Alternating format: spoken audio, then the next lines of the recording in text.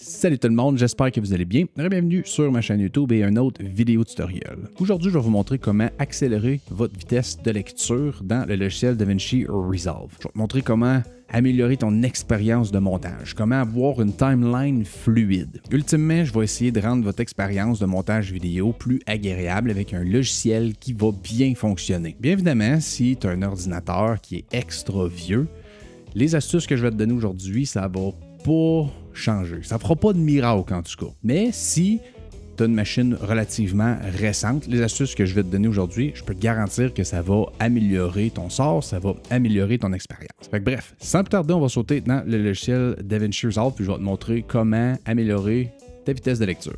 Donc, bienvenue dans le logiciel DaVinci Resolve. J'utilise la version Studio 19.03. Donc, la première affaire que je vais te montrer pour savoir si ta vitesse de lecture est bonne ou mauvaise, c'est justement en haut ici. Là, on voit un petit point, il n'y a rien à côté. Mais quand on appuie sur Play ou Lecture, on va voir ici le petit point vert. Le petit point vert veut dire que là, j'ai une vitesse de lecture en temps réel. Quand on voit un point rouge, comme au début, ça veut dire que votre vitesse de lecture est pas correct, n'est pas en temps réel. Donc, si jamais votre machine, votre ordinateur et le logiciel DaVinci Resolve ne sont pas capables de lire vos plans, c'est le premier endroit où vous allez pouvoir le remarquer. Donc, astuce numéro 1 pour faciliter votre tâche et améliorer votre vitesse de lecture. On va être sur la page de montage, bien évidemment. Ça se fait dans n'importe quelle page, by the way, mais là, c'est là que je suis présentement. On va monter en haut, on va aller à Lecture, on va appuyer. Ensuite, on va aller à Timeline Playback Resolution.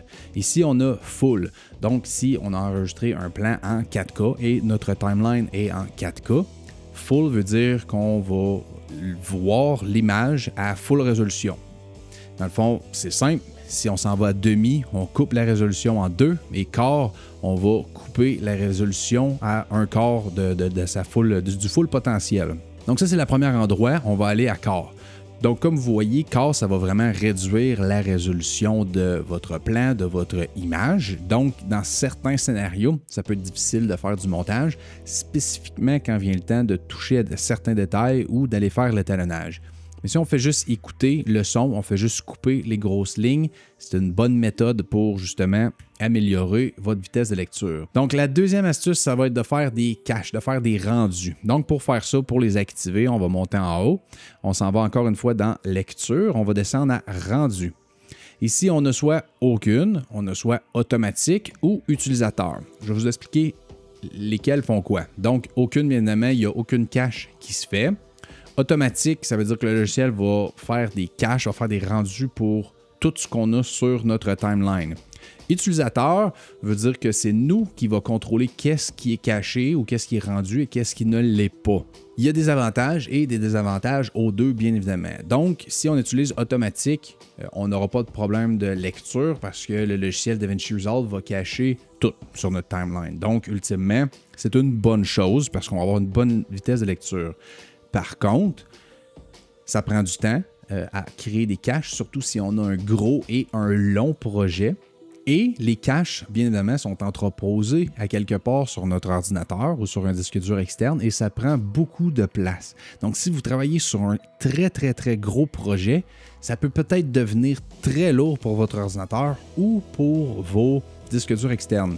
Si justement vous avez un problème avec ça, vous pouvez aller à supprimer les rendus, tout. Donc à ce moment-là, vous allez comme faire un reset, vous allez clairer les caches sur votre disque dur externe ou interne, peu importe. Donc c'est là que ça se passe. Donc c'est à vous de choisir si vous êtes en automatique ou en utilisateur. Si vous sélectionnez utilisateur, là à ce moment-là, je vais vous montrer. Donc, pour activer un rendu ou une cache, quand on l'a mis en mode utilisateur, c'est super simple. On s'en va sur un plan en question. Donc, par exemple, ici, j'ai un autre titre. On sélectionne le titre, clic droite, on va aller à rendre la page fusion. Là, il est à off, on peut le mettre à on. Mais évidemment, on peut faire la même chose avec rendre la page étalonnage. Là, je vais vous montrer. Si on s'en va, on sélectionne un plan, on s'en va dans la 5e onglet, l'onglet de l'étalonnage, et qu'on a un nœud. On va appuyer le clic droite.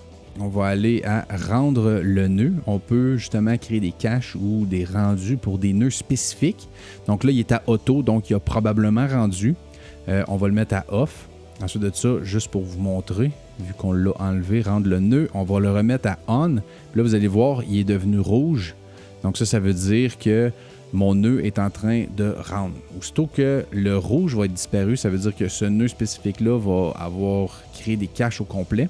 Un autre endroit où on peut voir justement que c'est en train de cacher ou de rendre, c'est ici. On va voir le timecode du vidéo en question est en train de... Il est rouge, donc il est en train de cacher cet effet-là. Donc, bien évidemment, si vous avez un gros projet, puis vous enclenchez soit automatique, ça va être très long pour votre machine de tout cacher et de créer des rendus pour tous les plans, tous les effets. Donc, vous êtes peut-être mieux de l'activer au début d'un projet.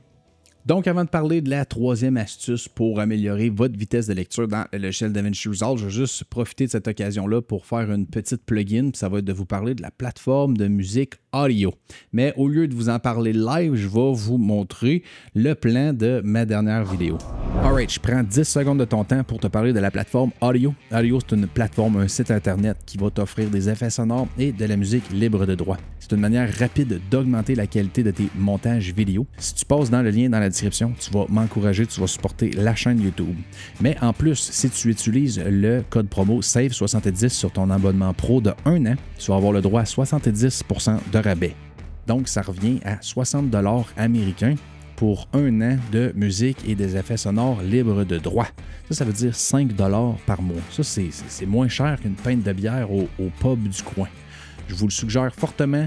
Passez par le lien SAVE70, ça va augmenter la qualité de vos vidéos. Maintenant, je vous parle de la troisième astuce, puis ça va être de créer des proxys. Donc, super simple, pour créer des proxys, on s'en va dans le premier onglet, l'onglet de médias, donc Shift 1 pour ma part. Ensuite, on va aller dans la portion vidéo. On va sélectionner une vidéo. Ensuite, on va appuyer sur le clic droite. On va aller à générer un média proxy. On va appuyer sur ça, cette option-là. On va avoir une petite fenêtre « Générer un média proxy » avec un pourcentage. Ça, c'est le temps que ça va prendre à générer le proxy. Bien évidemment, on peut en sélectionner plus qu'un plan à la fois et toutes les faire en même temps. Pendant ce temps-là, on va se chercher un café, une petite bière. Merci, bonsoir. Donc, le proxy a été créé pour ce plan-là, pour s'assurer que le proxy est activé. On va monter en haut ici à Proxy. On va appuyer sur la petite flèche et on va utiliser Prefer Proxies. Et quand on appuie dessus, on va voir quels plans ont été générés en termes de proxy. Donc ici, le plan, on l'a généré en proxy. Bien évidemment, si on s'en va dans n'importe quel de ces onglets-là, on peut toujours aller désactiver le proxy. Ici, juste à Disable Proxy. Mais si vous voulez avoir une vitesse de lecture fluide qui va justement améliorer votre expérience de montage vidéo, allez à Prefer Proxies. Là, si vous faites de l'étalonnage, enlevez-le parce que justement, ça va encore réduire la résolution de vos plans. Si vous voulez justement en apprendre davantage sur les proxys puis savoir tous les détails puis les paramètres enfouis dans le logiciel pour aller régler, tweaker, ajuster les proxys, vos futurs proxys, j'ai fait une vidéo complète sur le sujet, extrêmement détaillée. La vidéo est en lien juste ici. Donc, allez la checker. Nous autres, on se revoit là-bas. Puis j'espère que la vidéo d'aujourd'hui va vous avoir aidé. Nous autres, on se revoit dans une future vidéo. Yes, sir! Oh, by the way, n'oublie pas de t'abonner et de liker la vidéo, s'il te plaît, ça va m'aider beaucoup. Alright? Yes, sir!